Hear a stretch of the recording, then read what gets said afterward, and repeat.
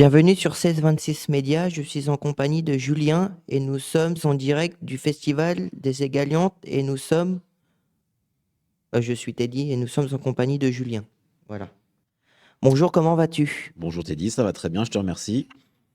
Euh, à travers ce documentaire, qu'est-ce que tu as voulu transmettre? Alors, pour la petite histoire, le documentaire n'est pas du tout à mon origine, puisque j'ai repris TV au mois de décembre l'année dernière. Et lorsque j'ai repris l'entreprise, comment dire, j'ai été amené à rencontrer les clients au fur et à mesure. Et à ce moment-là, Denis Alix, qui était l'ancien dirigeant de TV, était en train de restituer un travail avec Marine, sa collaboratrice, qu'ils avaient fait pour l'AZ. Donc c'est une association qui, en fin de compte, c'est des anciens ou des enseignants actuels de 40 ans les Marais, autour de, comment dire, du parc des Marais.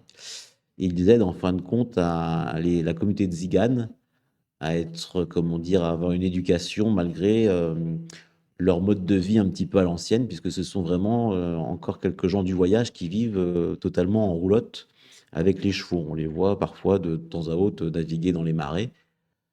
Ils sont très peu nombreux maintenant, puisqu'ils sont une centaine répartis entre la Manche et le Calvados.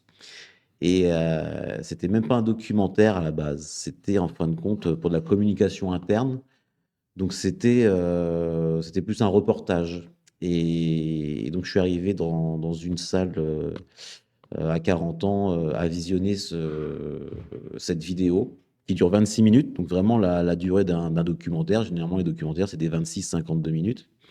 Et moi, quand j'ai vu le travail finalement de Marine Moreau, je suis complètement resté scotché sur ma chaise en découvrant les images, en découvrant ces témoignages qui étaient extrêmement humains, extrêmement poignants. Des gens qui vivent autour de nous, mais qui font partie, on va en fin de compte, d'une certaine minorité, parce que comme je dis, ils sont plus qu'une centaine entre la Manche et le Calvados répartis sur les marais du Cotentin et du Bessin. Et il y avait une telle humanité, un tel art de vivre tellement atypique, mais qui est vraiment en lien avec notre région, que à la sortie du visionnage, j'ai pris mon téléphone et j'ai appelé Maxime Delaunay. Il dit: «Non, non, Maxime, je viens de voir un truc fantastique». Alors, à cette époque-là, comme c'était de la communication interne, on n'avait pas encore les droits d'utilisation pour le diffuser à un public beaucoup plus large. Et j'ai dit: «Bah, dès que j'ai les droits, je te balance la vidéo». Il fait: «Ouais, ouais, pas de problème». Quelques mois après, donc ça, c'était au mois de décembre, et au mois d'avril, on récupère tous les droits signés comme vous m'avez fait signer là pour la petite interview.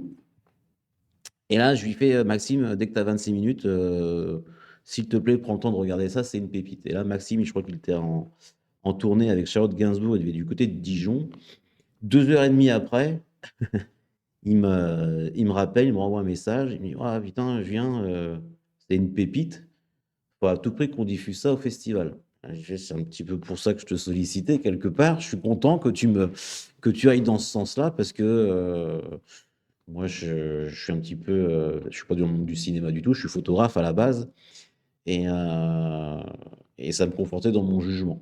Donc et puis c'est parti de là que la programmation s'est faite, bah, du coup, c'est passé samedi, ce matin-là, durant le festival.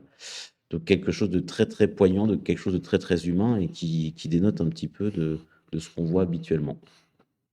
Voilà, voilà, mais c'est pas moi qui suis à l'initiative de ce documentaire, finalement. D'accord. Combien de temps cela a pris pour réaliser ce documentaire? Voilà. C'est sur des semaines, des mois de travail en fin de compte, parce qu'on a vraiment, Marine et Denis, ont vraiment accompagné, cette Zigane, au cœur des marais. Non seulement c'est un reportage sur cette association, la Z, où, on voit différents, périodes de cours où comment dire? Cette association a un petit camping-car, itinérant pour aller à la rencontre de ces personnes-là qui sont un peu éparpillées partout, sur notre territoire, et pour leur faire l'apprentissage de la lecture.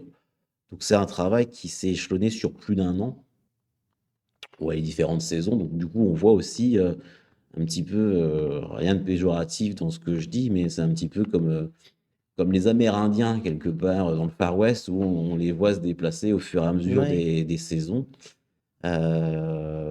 Et vraiment ce mode de vie qui était beaucoup plus, courant il y a quelques décennies ou plutôt centaines d'années même. Et ouais, c'est un reportage qui a demandé 1 an de travail et le nombre d'heures de tournage pour un 26 minutes comme ça, c'est 40-60 heures. Ah oui, quand même. Ouais, quand même. Ah, ça fait beaucoup quand même, oui. Hem, pour toi, qu'est-ce que ça t'apporte de présenter ton documentaire pendant le festival des Égaliantes? Bah, c'était assez bizarre ce matin, parce que c'était, une certaine fierté.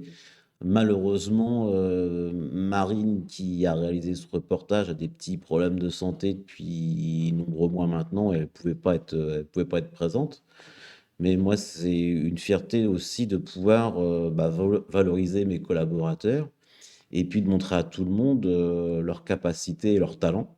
Parce que là, il faut vraiment beaucoup de talent pour avoir faire ressortir toutes ces émotions, toutes les personnalités, parce qu'il y a vraiment des personnalités, des personnages atypiques qui ressortent dans ce documentaire et tout le travail, tout le savoir-faire, toute la patience, toute la pédagogie, des membres de l'association de la Z. Donc c'était aussi, pas seulement, le plaisir de pouvoir mettre en avant, tes ma société, ça Oui, c'est oui. sûr, en tant que chef d'entreprise, c'est toujours valorisant d'être mis en avant, mais c'est aussi, mettre en avant les comment dire? Les acteurs de ce documentaire et les personnes qui ont su le réaliser de main de maître. D'accord. Bah, du coup, maintenant, on va passer à des petites questions bêtes. Vas-y, il y a pas de Heu, questions bêtes, il y a que les réponses qui sont pas toujours très préfères-tu pertinentes. aller voir un film au cinéma ou regarder un film en streaming? Ça dépend. Au cinéma, forcément, quand il y a les avant-premières, quand il y a les sorties comme ça. Et puis moi, je suis le genre, c'est bêta, mais comme tout le monde, j'ai mes films préférés et que je pourrais regarder, parfois 3-4 fois, même dans une seule et même journée. Donc, je fais les 2, mais ma préférence va au cinéma. Il y a cette ambiance chaleureuse, l'excitation de la première fois, découvrir les premières images, les premières émotions qu'on peut pas avoir en streaming, enfin, Oui, pour bah, ma oui, part. d'un côté, oui, c'est Mmh. sûr. Tu préfères les pop-corn sucrés ou salés? Ah bah, je suis diabétique alors, pour la petite histoire donc salé. D'accord. Donc du coup, tu préfères le festival des Égaliantes ou les papillons de nuit? Heu, Faut pas que je vexe Pomme parce que vous êtes pas sans savoir que Pomme, s'occupe aussi des papillons de nuit. J'adore la musique, j'adore les festivals, je suis, Coutainvillais, Coutançais de base. Je suis plutôt de la côte ouest où, il y a le festival Chauffer dans le Noirceur à Hauteville que j'ai été coutumier du fait que je fréquentais un peu plus dans vos âges parce que j'ai quand même 43 balais. Hem Jazz sous les pommiers, tout ça, donc Papillon de nuit, on va dire que moi je suis aussi un petit peu chauvin, donc je suis pas un quarantané comme vous l'avez compris. Je suis arrivé sur 40 ans il y a maintenant une dizaine d'années. Ça fait 4 ans, 5 ans que j'ai rejoint l'équipe et quand c'est comme ça, je m'attache tout de suite très vite à l'endroit où je réside. Donc par chauvinisme et Pomme m'en excusera du coup. Et là, c'est le plaisir aussi de le rencontrer, d'être avec toute l'équipe et notamment les jeunes de la mission Oui, locale. bah, oui. Donc on va dire, je préfère, le festival, des Égalantes. Et du coup, pour finir, tu préfères la Normandie ou Paris? J'adore Paris, en tant que touriste, il y a des beaux quartiers, j'adore y aller flâner un week-end. J'ai eu la possibilité, quand j'avais une vingtaine d'années, j'ai un BEP, un bac pro travaux paysagers à la base, loin de la photographie et de la vidéo. J'avais la possibilité de travailler pour une grosse société, d'aménagement de chantier d'autoroute, tout ça. On me proposait un pont d'or pour l'époque parce que, c'était vraiment une des plus grosses entreprises de Paris et c'était des années 2000. On me proposait 2 ou 3 000 € de salaire, même si la vie parisienne est plus chère, dans les années 2000, c'était quand Oui. même plus que bien payé.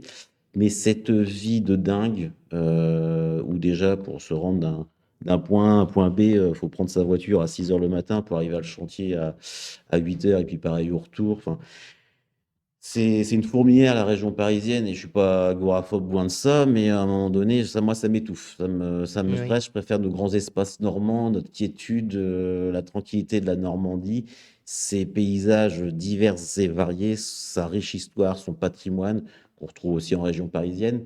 Mais on a plus le plaisir à prendre le temps de flâner qu'en région parisienne, un petit peu. C'est les clichés, mais c'est les clichés qui sont vrais, être coincé dans les bouchons Ah, les et cette, embouteillages, et oui. cette cohue. Il y a toujours possibilité de prendre les transports en commun.